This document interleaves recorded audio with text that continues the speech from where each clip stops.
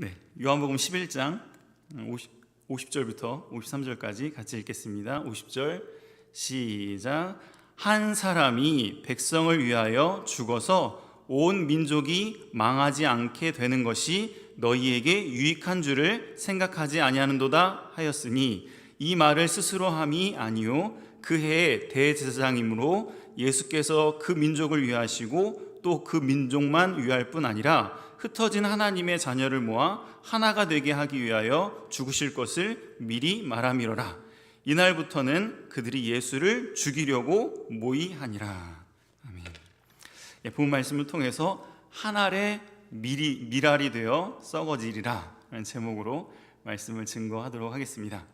예수님께서 마치 한 알의 밀이 썩어져서 많은 열매를 맺게 된 것처럼 예수님 한 분의 희생으로 말미암아, 또 예수님 한 분의 죽으심으로 말미암아 얼마나 많은 사람들이 많은 열매를 맺게 되었는지, 얻게 되었는지 오늘 본문에서 말씀하고 있습니다.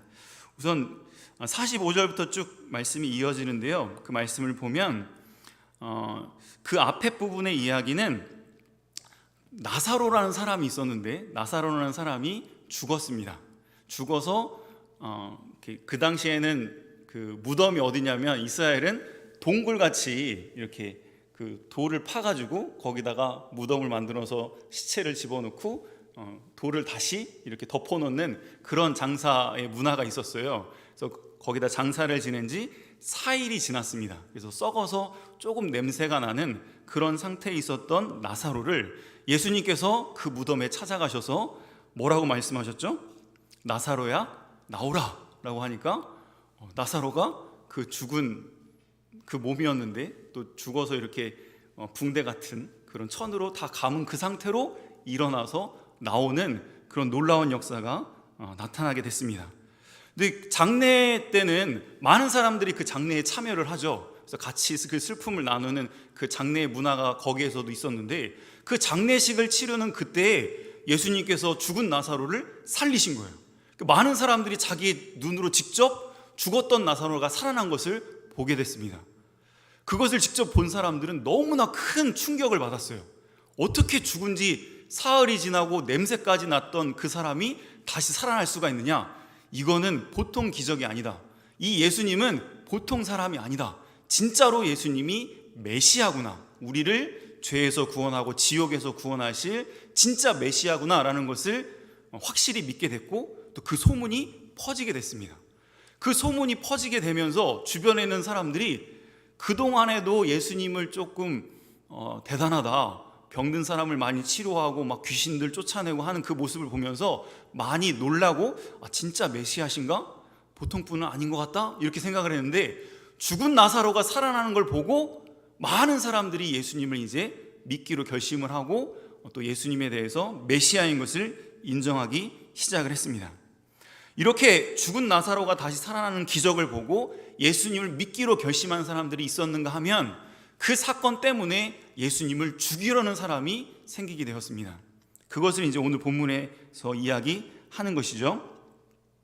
47절에 보면 대제사장들과 바리새인들이 회의를 했어요. 이 소문을 듣고 큰일 났다, 이대로 내버려 뒀다가는 사람들이 다 예수님한테 가겠다, 다 예수님 믿겠다 그러면서 회의를 급히 소집을 해서 이 예수를 어떻게 해야 할까에 대해서 이제 회의를 시작했습니다. 그때 대제사장이 오늘 그 요절에도 있는 이 말을 한 거예요. 대제사장이 이제 대표니까 일어나서 이 말을 한 겁니다. 우리가 그렇게 고민할 필요 없다. 한 사람만 죽으면 깨끗하게 문제가 해결되지 않느냐. 한 사람만 없으면 우리 민족이 살 수 있다.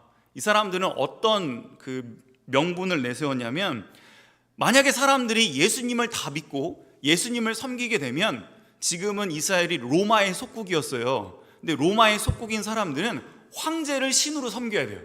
황제 외에 다른 신을 섬기면 안 됩니다.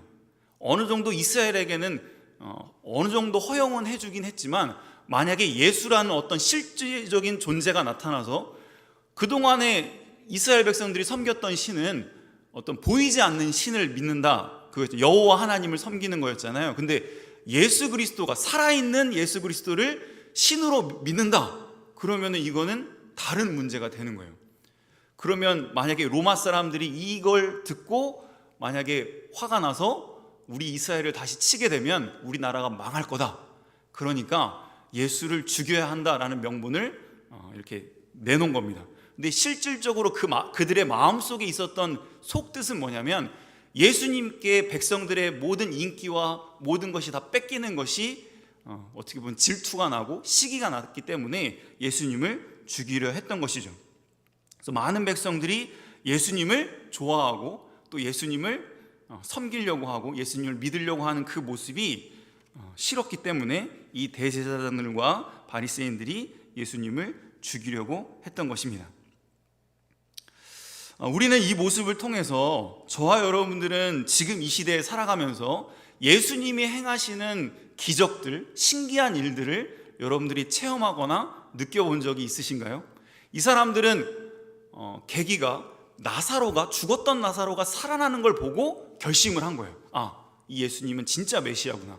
여러분들은 지금 이렇게 교회에 와서 예배를 드리고 신앙생활을 하고 계시는데 이런 가운데서 여러분들이 정말 내가 믿는 예수님, 내가 사랑하는 그 예수님이 진짜 나를 지옥에서 구원하실 참 구주시구나, 하나님이 정말 살아계신 하나님이구나 라는 것을 어느 계기로 확실히 믿게 됐나요?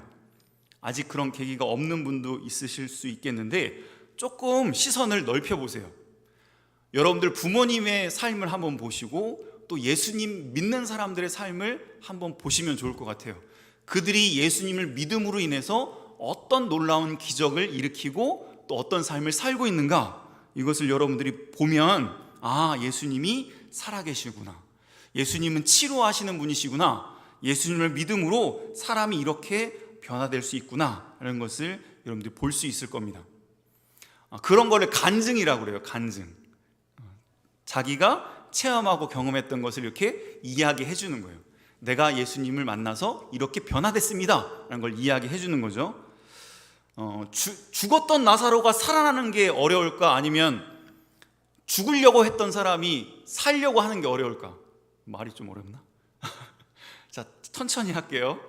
죽었던 나사로가 다시 살아나는 게 어려울 것 같아요? 아니면 죽으려고 했어요, 자살하려고 했어. 그런데 예수님의 은혜로 이제는 행복하게 살려고 해. 어떤 게 어려울 것 같아? 둘 다 어렵지. 그만큼 죽으려고 했던 사람이 희망을 품고 다시 살려고 하는 이것도 기적이에요. 근데 예수님을 믿어서 예수님의 은혜를 받아서 죽으려고 했던 사람이 살려고 하는 거, 그거 기적이에요. 여러분들 주변에 보면 그런 사람들이 있어요. 그런 사람들 한번 보세요. 그걸 보고 예수님이 살아계시는구나 라는 걸 알 수 있어요. 또 정말 악했던 사람들, 그 사람이 선하게 바뀌어요. 그리고 정말 이기적이고 막 자기밖에 몰랐던 사람이 희생적인 사람으로 변화될 수 있습니다. 이렇게 교회 안에서 예수님을 믿음으로 나타나는 변화들이에요. 여러분들 가정에서도 볼 수 있고요, 여러분 친구들을 통해서 볼 수 있고, 아니면 목회자들을 통해서 볼 수 있고, 또 많은 사람들을 통해서 안 좋은 것도 볼 수 있겠지만 좀 좋은 것들을 좀 많이 보셨으면 좋겠어요. 그래서 예수님은 이런 분이시구나 라는 것을, 예수님에게 이런 능력이 있으신 분이구나 라는 걸 깨닫고 이 사람들처럼 예수님을 믿기로 결단할 수 있는 여러분들이 되면 참 좋겠습니다. 그 다음에 이제 이 대제사장들과 바리새인들이 말했던 그 말을 한 번 더 좀 잘 살펴보도록 하겠습니다. 한 사람의 희생으로 많은 사람이 살게 되었다라는 거예요. 예수님께서도 바로 그 다음 장 요한복음 12장에 이 말씀을 하는데, 이거는 외우기 쉬워요. 요한복음 12장 12 곱하기 2가 뭐죠? 12 곱하기 2 24. 그러니까 요한복음 12장 24절이에요 12장 24절. 거기 뭐라고 나왔냐면 이렇게 나왔어요. 같이 읽읍시다. 시작. 내가 진실로 진실로 너희에게 이르노니 한 알에 밀이 땅에 떨어져 죽지 아니하면 한 알 그대로 있고 죽으면 많은 열매를 맺느니라. 여기 그림도 있지만은 그 밀알 하나를 딱 땅에 심었는데 얘가 싹이 나고, 지금 봄에 돼서 씨앗을 많이 심었잖아요. 근데 그 씨앗이 싹이 나고 점점 자라나서 나무가 되면 그 나무에서 열매가 얼마나 많이 열리게 돼요. 그것처럼 이 한 알의 밀이 그냥 있으면은 그 한 알 그대로 있지만 죽어서 썩어져서 열매를 맺으면 정말 많은 열매를 맺고 또 거기 나무에 새들이 와서 깃들고 하는 그런 역사가 나타나게 되는 것이죠. 예수님이 본인 자신에 대해서 말을 한 거예요. 지금 대제사장이 한 말은 이런 의도로 한 건 아니죠. 예수님을 죽이면 우리가 살 수 있다 이 말이지만, 여기에 담겨 있는 어떤 나중에 깨달을 수 있는 진리는 예수님 한 분의 희생으로 말미암아 얼마나 많은 사람들이 지옥에서부터 천국으로 구원을 받고, 또 얼마나 많은 사람들이 예수님의 희생으로 말미암아 치료받고 회복되는 역사가 나타나는지 모릅니다. 우리가 이것을 어떤 이런 씨앗 비유를 통해서도 우리가 깨달을 수 있는 것이죠. 여러분들이 이번 한 주는 어떻게 보면 고난주간으로 예수님께서 십자가에서 죽어주신 그것을 우리가 깊이 묵상해보는 그런 기간을 갖는 거거든요. 여러분들 한번 그 생각을 해봤으면 좋겠어요. 예수님이 한 알의 밀알로 죽어져서 이제 어떻게 보면 열매를 맺었는데, 예수님의 희생으로 내가 어떤 열매를 지금 먹고 있는가? 여러분들은 예수님이 십자가에 죽어주심으로 여러분들에게 무슨 혜택이 돌아가게 됐어요? 여러분들 어떤 혜택을 지금 누리고 계세요? 예수님의 그 희생과 죽음으로 말미암아 어떤 은혜를 누리고 있어? 가장 큰 거는 천국에 대한 소망이 생겼죠. 그리고 지옥에 대한 어떤 불안함, 또 그런 어떤 죄책감, 이런 거에 대해서 자유를 얻을 수가 있게 되었고, 평안을 누리는 복된 삶을 살게 되었습니다. 실질적으로는 또 우리 마음의 영혼의 치료를 받을 수가 있어요. 목사님이 좀 자주 강조하지만 여러분들 마음속에는 다 어렸을 때부터 알게 모르게 받은 상처들이 많이 있어요. 근데 그 상처를 치료하는 가장 좋은 약은 사랑입니다. 근데 이 사랑은 부모님으로부터 받아서 치료받으면 참 좋겠지만, 부모님으로부터나 친구로부터나 사람들에게 그 사랑으로 치료받기보다는 더 상처가 깊어질 수 있어요.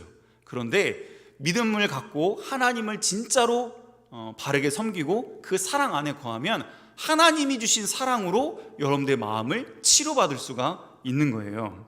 이것을 여러분들이 지금 따먹고 있어요? 열매는 많이 열렸는데 그냥 보고만 있나? 아, 참 맛있겠다, 나도 저렇게 살았으면 좋겠다, 이렇게 보고만 있으면 안 되고, 예수님이 여러분들에게 주고자 하시는, 썩어져서 이렇게 열매를 맺어서 그 열매를 맺은 이유는 그 열매를 어떻게 하기를 원하셔서 그 열매를 맺으신 거죠? 우리가 그걸 따먹기를 원하셔서 그 열매를 맺으신 건데, 보고만 있으면 관상용으로만 즐기고 있으면 안 되잖아. 따먹어야지. 예수님이 주시고자 하는 사랑을 따먹고, 예수님이 주고자 하는 평안을 따먹고, 기쁨을 따먹어야지. 그게 예수님의 그 희생을 헛되게 하지 않는 그런 삶일 것입니다. 한 가지 더 생각을 해보면, 죽지 않으면 한 알 그대로 있다 그랬어요. 죽어야 많은 열매를 맺는다라는 거예요. 요즘은 많은 사람들이 죽지 않으려고 하는 것 같아요.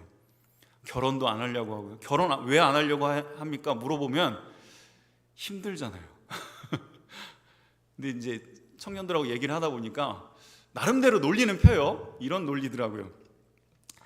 내가 너무 부족한데 나랑 결혼하는 사람이 나 때문에 고생할 게 힘들 것 같아서 괜히 내가 누군가에게 피해주기 싫어서 결혼 안 하겠습니다. 잘 피해가. 그래서 그러냐 이렇게 들어만 주는데, 하나님께서 다 부족해요. 부족한 부분이 있는데 왜 결혼 제도를 만드셨죠? 서로 돕는 배필로, 서로의 부족함을 채우기 위해서 희생하는 삶을 살게 하기 위해서 부부 제도를 만드셨고, 또 요즘은 또 결혼도 안 하려고 그러고 뭐도 안 하려고 그래요. 자녀도 안 낳으려고 하잖아. 자녀를 낳아서 기르려고 하면 얼마나 많은 희생과 수고가 따라요. 어머니들의 희생이 훨씬 크죠. 그런 희생을 10년, 20년 해야 어느 정도 조금 이렇게 자라나서 조금 이제 효도도 하려고 하고 하는 모습이겠죠. 많은 수고와 희생이 따르게 되는 것입니다. 하지만 그 희생과 수고가 헛되지 않고 희생한 만큼, 수고한 만큼 나중에 다 뭘 맺게 돼 있어요? 열매를 맺게 돼 있어요. 이 진리를 알아야 돼. 결혼을 하면 힘들어요. 힘든 부분이 있어요. 그런데 열매를 맺는 게 있어. 자녀를 낳는 거 힘들어요. 정말 힘들어. 그런데 뭐가 맺어요? 열매를 맺어요. 우리는 왜 심죠? 봄 되면은 그냥 그 씨앗 먹어버리면 되잖아. 근데 왜 그 씨앗을 다 심어요? 뭘 바라보고? 많은 열매를 수확할 거를 바라보고 희생을 하는 거예요. 여러분들의 미래가 지금 운명이 결정되어 있다고 생각해요? 아니지. 지금이라는 걸 심어야 돼. 지금 여러분들이 심는 만큼 미래에 거두는 거야. 이제 중간고사가 얼마 안 남았어요. 중간고사 얼마 안 남았는데 심은 대로 거두는 거예요. 물론 이제 게임하는 시간이나 이런 거 심으면 그만큼 거두게 되는 거고, 정말 내가 희생하고 절제하고 하고 싶은 거 참으면서 또 열심히 심으면 그만큼 열매를 거두게 되어 있어요. 왜 사람들이 공부가 제일 쉽다고 하면 심은 대로 확실한 결과가 나타나서 공부가 쉽다고 이야기를 하는 거예요. 그래서 여러분들이 이것도 한번 이런 식으로 적용을 해봐서 심은 대로 거둔다, 심지 않으면 거둘 것이 없다, 이렇게 생각을 하고 내가 또 뭘 심어야 할까, 이걸 좀 생각해 보면 참 좋겠습니다. 시간이 많이 지났는데 이건 꼭 해야 돼. 마지막 3번 공과에 보시면 목사님은 고난주간마다 늘 이제 한 5년 전인가부터 이것만 계속 묵상을 해요. 예수님의 그 희생을 어떻게 하면 보답할 수 있을까? 예수님께서 우리를 위해서 희생해 주셨는데 그 희생이 헛되지 않기 위해서는 내가 어떻게 살아야 될까? 이게 상당히 중요할 것 같아요. 첫 번째는 행복하게 사는 거예요. 여러분, 예수님께서 희생하시고 고난당하시고 그 모진 핍박과 아픔을 당하셔서 우리에게 뭘 주시기 위해서 그 모든 것을 다 참으셨죠? 여러분들 부모님의 마음도 약간 이런 게 좀 담겨 있는데, 부모님들은 여러분들이 어떻게 살 때 정말 기뻐하시고 내가 고생한 거 헛수고가 아니었구나, 내가 잘 키웠구나, 이렇게 뿌듯해 하실까? 100점 맞아갖고 왔을 때 여러분들 그렇게 생각할 수 있겠지만 여러분들이 정말 행복하게 살 때, 기쁨과 즐거움으로 행복하게 사는 그 모습을 볼 때 뿌듯한 거예요. 내 희생이 헛되지 않았구나. 이걸 꼭 알아줬으면 좋겠어. 예수님도 마찬가지예요. 예수님도 십자가에서 그 모진 고난과 아픔을 당하셨지만 우리가 그걸 보면서 막 우울해하고 막 힘들어하고 그렇게 고난 가운데 있는 삶을 사는 것이 예수님의 그 희생을 빛을 발하게 하는 게 아니에요. 예수님께서 희생하신 그 희생으로 맺어진 그 열매를 따 먹으면서 감사하면서 기뻐하면서 즐거워하면서 사는 그 모습, 행복하게 사는 그 모습, 그것이 예수님의 그 희생을 헛되게 하지 않고 그 희생을 정말 가치 있게 드러내는 삶일 것입니다. 그런데 이렇게 행복하게 사는 것이 예수님의 은혜에 보답하는 겁니다, 이렇게 이야기를 하면 또 따지는 분들이 있어요.